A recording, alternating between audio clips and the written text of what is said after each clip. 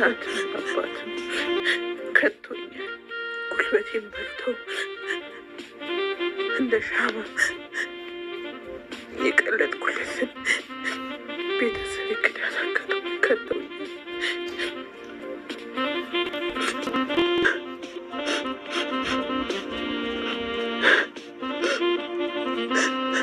እንደ ሻማ ቀልጫለሁ። ባዶ ሆኛለሁ።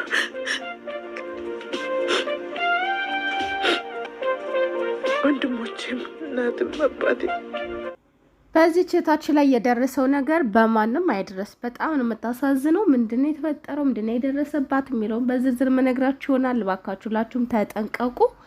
እንደዚሁም ደግሞ ከሰሞኑ እንግዲህ በሙኒት ብር ተበላን የሚል ሰው በጣም በጣም በዝቷል። በጣም ማለት ነው። በጣም ነው የተገረምኩት እኔ ራሱ። ለምንድን ነው አንዳንድ ጊዜ ሰው የምጠብቁት ሌላ ነው፣ እንደገና ደግሞ ሌላ ነገር ሲመጣ እኔ በጣም ደንግጫለሁ። ማርያም ለማመን ሁላ ነበር የከበደ የመጀመሪያ አካባቢ። ከዛም በኋላ ራሷ በራሷም ተናገረች፣ እንደዚሁም ደግሞ ተጣራችበትም ገብታ ስትናገር ብዙ የተደብላለቀብኝ ነገር አለ። ለማንኛውም ዞሮ ዞሮ ሰላም ማላልኳችሁም፣ እስቲ ሰላም ልበላችሁና ተፈጠረውን ነገር ነግራችኋለሁኝ። ሰላም ሰላም፣ እንዴት ናችሁ? እንዴት ተከበራችሁ የሀገሬ ልጆች? ደህና ናችሁ? እኔ ያለው እግዚአብሔር ይመስገን። እናንተም በያላችሁበት ዓለም ቅርንጫፍ ሰላማችሁ ብዝት ትርፍልኝ እላለሁ። ምክንያቱም ያው ከምንም ነገር በላይ ሰላም ይቀድማል። ሰላም ከሌለ ሁሉ ነገር ከንቱ ነውና ሰላማችሁ ይብዛ እላለሁኝ።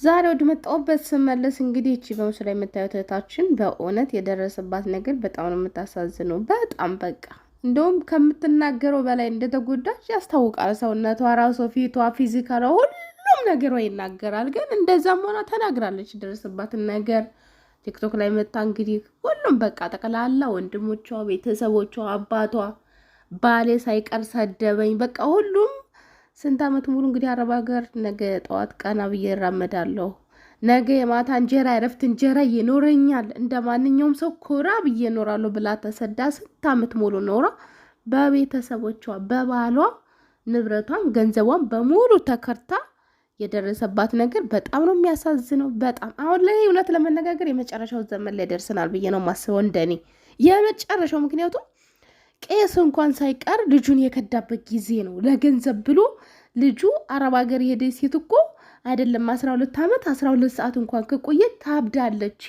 ጤነኛ አይደለችም፣ አእምሮዋ ይነቅላል ብሎ ለገንዘብ ብሎ እንግዲህ አንድ ሰው የተማረ ነው ተብሎ ብዙ ነገር ያውቃል ተብሎ ፈሪያ እግዚአብሔር አለው የተባለ ሰው እንደዚያ በኮንፊደንስ ልጁን ቁጭ አድርጎ እህቷን አጠገቡ ቁጭ አድርጎ በገንዘብ እንደዚያ ከተከራከረ እውነት ይሄ መጨረሻው ዘመን ካልሆነ ታዲያ ምንድን ነው?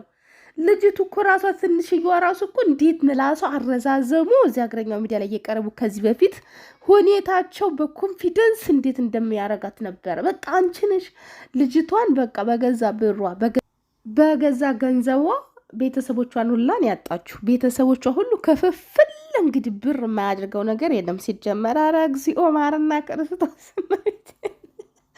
ምን እየተካሄደ ነው አልገባኝም። እኔ በእውነት በእነሱ ቤት ብዙ ነገር ነው ያየሁት፣ በጣም ብዙ ነገር። የአባትየው የዚያን ያክል መንጠራራት፣ የእህትየዋ እንደዛ መሆን፣ ባልና ሚስት እንግዲህ ሳይለያዩ ሳይቀር በውሸት ተለያይተናል ብለው ብሩን ለመካፈል ገንዘቧን ለመካፈል ያረጉት የሄዱበት ርቀት ማርያምን በቃ ለተመልካች ራሱ በጣም ነው የሚያመው። ማለት ሰው እንደዚህ ደክማችሁ ቤተሰብ ይብላችሁ እናንተ እንደዚያ ግዛችሁ ተስፋ አድርጋችሁ አምናችሁ ሰጣችሁ እንደዚህ መከዳት በጣም ግን ደግሞ የዚያችኛው ይሻላል። በቃ ያችን ምንም ቢደርስባት ተቋቁመዋለች፣ ችላዋለች። ቢያንስ ራሷን አልጣለችም ቢያንስ ማለት። የዚህችኛዋ ግን በጣም ነው የምታሳዝነው። አዎ ብዙ ራሳቸውን ያጠፋሉ በንብረታቸው ምክንያት። ብዙ ማነው ስሟ ወይት ሀገር ላይ ነው አንድ ጊዜ ከዚህ በፊት ራሷን ያጠፋች ልጅ አለች። እዚያው አረብ ሀገር ሄደሽ ስራሽን ስሪ፣ እዚያው ሄደሽ ሸቀይ ሲሏት በጣም ከአቅሟ በላይ ሲሆን እንግዲህ ስታብድ አብዳ ገዳም ገብታ 1 ዓመት ከምናምን ከቆየች በኋላ እዚያ ራሷን አጥፍታ ተገኘች ነው የተባለው። በእርግጥ እጇን ምናምን ታስራለች። እንግዲህ እንዴት ራሷን ልታጠፋ እንደቻለች ራሱ ጥያቄ ሆነብኝ።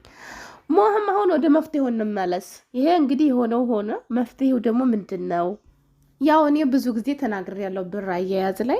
ግን እንደዚህ ሌቦች እንዳይሰርቋችሁ፣ ቤተሰብ እንዳይወስዱባችሁ ምናምን ብዬ አላውቅም። ግን ዞሮ ዞሮ ያው በእጃችሁ ያልተያዘ ነገር ሰው እጅ ያለ ነገር ቢቀመጥ ራሱ እኔ ዋስትናው ዝም አያስተማመንም።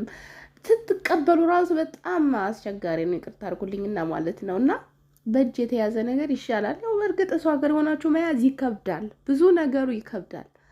ግን ቢሆንም እንደው ትንሽ ነገር እንኳን መጠባበቂያ ነገሮች እንኳን ሀበን ቢያደርግ እንዲህ አይነት ነገር እንኳን ቢፈጠር መጠባበቅ እንግዲህ አንዳንዶቻችን ሞለጭ አድርገን ምንም 0.5 ሳንቲም እጃችን ላይ የማይኖረናለን ምንም ነገር ማለት ነው። ከወር ወር የምንልክ ምንም ነገር የሌለን አለን። ግን ትንሽ መጠባበቂያ በትንሹ ወርቅ ገዝተን ብናስቀምጥ አሪፍ ነው ብዬ አስባለሁ። ብዙ ጊዜ ብያቸዋለሁ ስለ ወርቅ ግዙ አይደለ? በትገዙት ያው እንደ ልብስ እንደ ሌላ ነገር ቦታ የማይፈጅም ለማስቀመጥ፣ እንደገናም ለመያዝም በጣም ቀላል ነገር ነው። እንደገና ልሽጠው እንኳን ብትሉ በቃ ባለው ዋጋ በዛው ጊዜ ተሸጡታላችሁ፣ መልሳችሁ ለችግራችሁ ቀን ይደርስላችኋል። መጠባበቂያ ለታክሲም ይቸግራል። ገባችሁ? የሆነ ቦታ ለመሄድ ራሱ ይቸግራል። ከሌላችሁ የላችሁ ነው። በጣም ከባድ ነው። አሁን ሁኔታ ላይ ደግሞ አክስቴ አጎቴ ምናምን የምትሉት ነገር የለም። ድሮ በእኛ ጊዜ አክስቴ አጎቴ ቢከፋችሁ ሄድ ብላችሁ እንደፈለጋችሁ ነበር። ግን በአሁን ሰዓት ያ ነገር እንደቀራን የሰማሁት እውነት ለመነጋገር በሚያሳዝን ሁኔታ እና ቤተሰቦች ጥንቃቄ አድርጉ። ግን በሷ በታች ላይ ደረሰ ነገር በጣም ነው የሚያሳዝነው። ፈጣሪ ከእንደዚህ አይነት ነገር ይሰውረን። መጨረሻችን እንደማማዝናሽ ያማረ ይሁን። እውነት መጨረሻው የሰው ልጅ ሲያምር ነው ደስ የሚለው። የመጀመሪያው ምንም ማለት አይደለም። መጨረሻችን ካላማረ ግን በጣም ያስጠላል። ፈጣሪ መጨረሻችን ያሳምርልን እላለሁ። ሌላው ነገር ከሰሞኑ እንግዲህ ሙኒት በራችንን በላችን የሚል ሰው ብዛቱ ጌታ ሆይ በዚያ ላይ የሚያለቅሱ ራሱ የሀገር ናቸው። እኔ የተቆራረጠ ቲክቶክ ላይ እየሰማሁት ዩቲዩብ ላይ ራሱ በጣም ነው ማለት እንደዚህ አልጠበቅኳትም ሙኒትን እውነት ለመነጋገር ማለት ነው። በእርግጥ ስራ ስትሰሩ ኪሳራ ያጋጥማል። ብዙ ነገር እንደዚህ ይሆንብኛል ብላችሁ አትጠብቁም። ችግር ሲገጥማችሁ በጣም ከባድ ነው። እሷም በዚህ ጉዳይ ምን ላይ ሰጥታለች እንግዲህ ስራውን እየሰራው ነበረ፣ ነገር ግን አሁን ያላሰብኩት ኪሳራ ገጥሞኛል፣ ብራችሁን በየተራ እስከመመልስላችሁ ድረስ ትዕግስት አድርጋችሁ ጠብቁኝ ብላ እንግዲህ የራሷን ምላሽ ሰጥታለች። ሌሎቹም ልጆች የራሳቸውን ብሶት እንግዲህ በጣም እየደወነልሽ ነበር፣ ስልክ አታነሽም፣ እንደዚህ ነሽ፣ ምላሽ አትሰጭንም፣ ለምንድን ነው 400 ሺህ ሰጥቻት ምን ይሄን ሰጥቻት የማይል ሰው የለም። ጌታ ወይ ትዕግስቱን ስጠኝ። ከእንደዚህ አይነት እንደው ከሰው ጋር ገንዘብ ንክኪ ያለው ስራ እንደው ድሮም አልወድም። አሁን ግን የመጨረሻ እንዲያስጠላኝ ነው። ከዚህ በፊት እንትና ጆሲን ሳወስ የሚለው ላይ በጣም ብዙ ሰዎችን ሲያገናኝ የኖረ ሰው በጣም ለሀገሩ ውለታ የዋለ ስራው ግን ችግር ሲገጥመው የደረሰበትን ነገር ታውቃላችሁ። አሁን ሳይሆን ቆይቷል። ጆሲ ላይ ያንን ሁሉ የሀገር ውለታ የዋለ እንደዚህ አይነት የገጠመውን ችግር የምታውቁት ነገር ነው። በጣም ከባድ ነው። ለምንድን ነው በእርግጥ ስለ ሙኒት ብዙ ነገር አላቅም እውነት ለመነጋገር ግን ችግር ገጠመኝ ካለች ወደቅሁ ካለች አልካደችም። ብሩን ብንታገስ ጥሩ ነው ብዬ አስባለሁ። እውነት ለመነጋገር ብሩን እስካልካደች ያው ሰው በእርግጥ ለምንድነው ሰው አይታመንም? እንደዚህ አርገሽ ከአንድ በኩል ሰው ጀግና እንዲልሽ ለሰው እንዲታረጊያለሽ ያው ለአቡፋ ነው ያደረገችለትን መሰለኝ ታደርጊያለሽ። ከአንድ በኩል ደግሞ ድሃን ታስለቅሻለሽ። የድሃ ገንዘብ ቤት የማይሄድም የሚሏት በጣም ብዙ ናቸው። እዚያው ላይ ላይ ያሉት ራሱ ከአንድ በኩል ስምሽን ትገነቢያለሽ፣ ከአንድ በኩል ግን እኛ እንደዚህ እየተበላ ነው የሚሉ አሉ። ያው እንግዲህ የእሱም ሆነ እሱም ቢሆን የሆነ ሀገሩ ቢገባ የሚገጥመው ነገር አይታወቅም። ለድሃ ብሎ ነው ያደረገ ያው ሁሉ ነገር እንጂ እሱ ምን ገዶት ለምን ጭንቅ ብሎት እንደዚህ ያደረገ? ለድሃ ነው ያደረገው። ለይን ብጤ ድሃ ድምፅ ሆናለሁ ብሎ ነው ይሄ ነገር የደረሰበት። እሱም ያሳዝናል። ግን አሁን እሷም ያው ገንዘቧን አልካደችም። የሰውን ዕዳ አለብኝ እንዳለች ነች። እየመለስኩ ነው ግን ታገሱኝ። ብር ባንዴ ከየት ይመጣል? ሰው ሀገር ላይ በጣም ከባድ ነውና አሁን አንዳንድ ሰዎች ሙኒት ብቻ አይደለችም፣ ሌሎች ራሱ አረብ ሀገር እንልካለን የሚሉ ሰዎች አሉ። ግን አረብ ሀገር አሁን ዝግ ነው እንደምታውቁት። አሁን ባለው ነገር ብዙ ማቃቸው ሰዎች ድለላ ይሰሩ የነበሩ ሰዎች የተዉ አሉ፣ ያቆሙ ይሄንን ስራ ማለት ነው። ምክንያቱም ስራ የለም። አሁን በተፈጠረው ነገር በረራ ራሱ እንደ ልብ አይደለም። ብር ራሱ ምንዛሬ ቀነሰው። ለዛ ነው ማንም ነጋዴ ወደ ሁሉም ሀገር ስለማይሄድ፣ ስፔሻሊ ዱባይ ላይ አሁን ብዙ ነጋዴዎች አይመጡም። አሁን ለዛ በረራም የለም። አንዳንድ ሰዎች እናመጣለን እንደዚህ ለምን አንዷን ራሱን የማቃት ጓደኛዬ 250 ሺህ ብር ከፍላ ቀሪ ደግሞ የምከፍለው ብር ነበራት። ይሄን ከከፈለች በኋላ ከርቷት ሳይሆን የተፈጠረውን ነገር አላውቅምና እኔ ደግሞ እንደዚህ የሆነች ልጅ አናግራኝ እሱ ጋር ላገናኛት ብዬ ስጠይቃት በይቅርብሽ እኔ እጄ የለሁበትም ከዚህ በኋላ እኔም እንትናን ካመጣልኝ በኋላ ከዛም በኋላ እንትናን ደግሞ አምጣልኝ ብዬ አክስቷ ልጅ ልታመጣ ነበር። እሷን ላመጣ 250 ሺህ ከፍዬ ከስሬ ብሩን ቤተሰቦቼ አስከፍለውኛል ብላ ከዚህ በኋላ እጅ የለበትም ብታናግሪም በራስሽ መንገዳት አናግሪ ሁላ እስከማለት ድረስ ደርሳለችና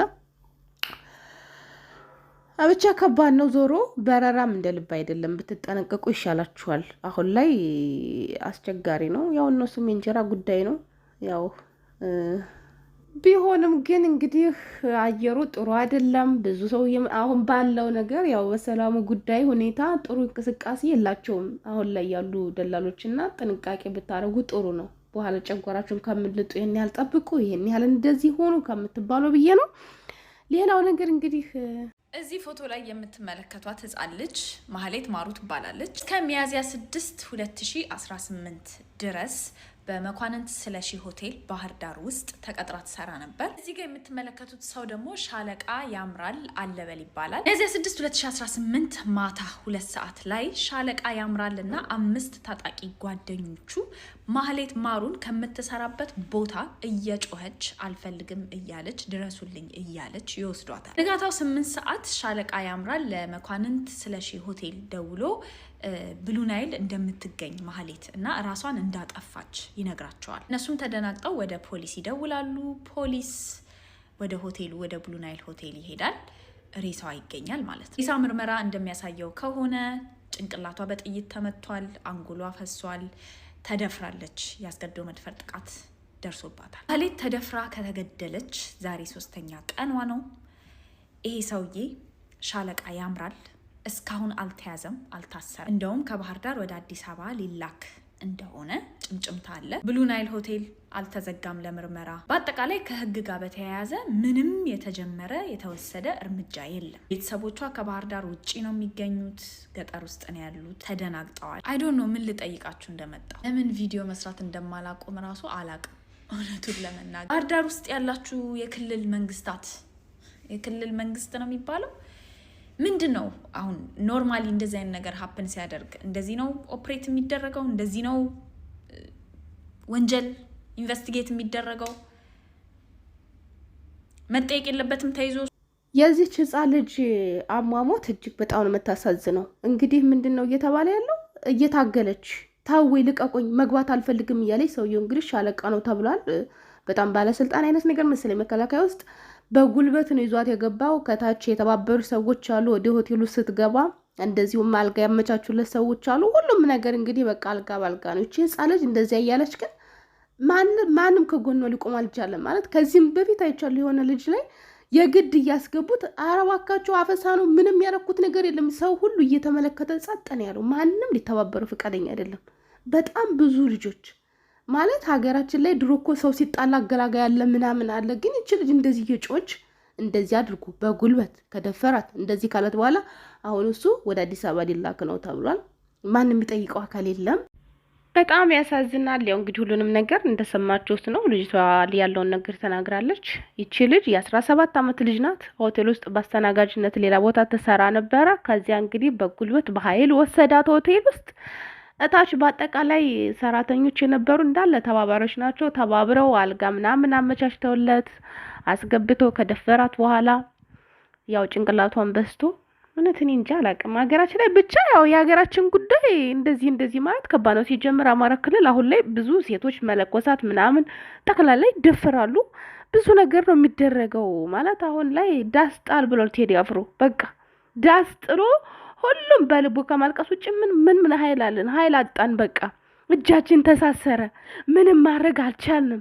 ነፍስ ይማር እያለን ከማዋጣት ውጭ ምንም ማድረግ አልተቻለም። በነገራችን ላይ አሁን ላይ በጣም ከባድ ነው። በጣም ከቤታቸው ራሱ እየተጎተቱ እየወጡ የሚታረዱ እንዳሉ እንሰማለን። ግን ምን ኃይል አለን? ኃይል አጣን በቃ። እና አሁን ይሄ ሰውዬ እንደዚህ ካረጋት በኋላ ወደ አዲስ አበባ ሊላክ ነው። ያው ባለስልጣን ስለሆነ ሻለቃ ስለሆነ ማለት ነው። እቺ ልጅ ደግሞ የድሃ ልጅ ናት። ማን ጮቷን ሰማላት? ማንም ቢተዋን ሰማላት? እየጮች ጎትቶ ሲገባ እንደፈለገው ሲያደርጋት ደፍሯት እንኳን ቢተዋት እኮ ማንም አይጠይቀውም ነበር። ግን ደፍሮ ራሱ አልተዋትም። እና ሀገራችን ጉዳይ እውነት አላቅም። እኔ በራሴ በጣም ጭንቀት ነው የሆነብኝ ሀገራችን ጉዳይ። እኔ እንጃ አላቅም በምን አይነት ሁኔታ እንደምንቀጥል። በዚሁ ሁኔታ ነው ወይ የምንቀጥለው? አዲስ ነገር ይፈጠራሉ? አላቅም። ብቻ በጣም ነው የሚያሳዝነው። የአብዛኛው ሀገራችን ክፍል ድሃ ነው ያለው። ድሃ ግን በትንሽ ባለስልጣኖችና በትንሽ ገንዘብ ባላቸው ሰዎች እንደውም ገንዘብ ያላቸው አንዳንድ ሩሩ ደጎች አሉ። ስልጣንን ተመክተው ግን መለኮሳት የሚደፍሩ ህፃናትን የሚደፍሩ እንደፈለጋቸው ሴቶችን ብዙ ነገር እኮ ነው የሰማነው እስከዛሬም። በእርግጥ የዚች ብርቅ አይደለም ሲጀመር አማራ ክልል ብርቅ አይደለም መደፈር ምናምን። ግን የዚች በጣም ያሳዝነኝ ነገር ምንድነው ሲጎትታት እየገባ ሰው ሁሉ እያያት እንደዚያም ሆኖ ሆቴሉ ራሱ ለምርመራ ምንም የተደረገ ነገር የለም። ማንም የተጠየቀ አካል የለም። የመን ድንበር ላይ ብቻ አይደለም ስትደፈር ሰው ዝም የሚለው በገዛ ሀገሩም ሰው እየተደፈረ እንደዚህ ዝም የሚል ሰው ነው። ግማሹ በፍራቻ ነው፣ ግማሹ ደግሞ ባለስልጣን ነው። ከሱ ጎን ነው የሚሆን የሚፈልገው። ምክንያቱም እሷ ምን አላት? አንድ ቀጫጫ ናት። በቃ ደሞስ ደግሞ የፈለገው ነገር ቢያደርግ እኮ ኖርማል ነው እንዴ? ወንዶቹ በማረሻ እንትን እየተደረጉ ነው እኮ የተባለው። ለሴት ፍትህ ሲጠየቅ ከዚህ በኋላ አይደል እንዴ? መንግስታችን ነው ራሱ። ለሴት ነው ወይ የምትገረሙት? ለሴት መደፈር ነው ወይ? ወንድ ልጅ እኮ በማረሻ እየተደፈረ ነው ያለው መንግስታችን ነው። ምን ማለት ነው? የሴት ልጅ መደፈር ኖርማል ነው፣ ትደፈር ነው። እና እኔ እንጃ መንግስት እንደዚህ እያበረታታቸው ታዲያ እነሱ ቢደፍሩ ደፍረው እንደፈለጉ ቢያደርጉ ምንድነው የሚያስገርመው? አረ የሀገራችን ጉዳይ እኔስ እንደው እኔ በእውነት አንዳንዴ ዝም ማለትም አላስችለኝም። እንደው አውርቼውም የልቤ ያወጣልኝም። እንደው ሰዓት ልቤ ውስጥ ያለውን ሰዓት በምንም ማውጣት አልችልም። ግን አንደኛ ሰውየው ሄዷል እዚያ። እነዚያ ሰዎች ደግሞ ቢሞቱም ምንም ከሰው አይቆጠርም። አማራ ቢሞትም ከሰው አይቆጠርም። ስለዚህ አይደለም እሷን ቤተሰቦቿ ሙሉ ቢጨርስ እንደማይጠየቅ እኔ 100% እርግጠኛ ነኝ። ይሄ ነው የሚሰማኝ። በቃ አሁን ቤተሰቦቿን ራሱ የሆነ ፍትህ ምንም እንደማይሉ እንዳይሉ በጓደኞቹም ወይ ራሱም ሄዶ የሆነ ነገር ቢያደርጋቸው ማንም የሚጠይቀው አካል የለም በእርግጠኝነት። እና እኔ እንደ ሀገር ግን ነገ የት ነው ሄደን የምንኖረው? እኔ አላውቅም። በጣም ነው የሚያሳዝነው እግዚአብሔርን። እኔ ለራሴ በጣም ነው ያዘንኩት። ለራሴ ሳስበው በቃ ሳስበው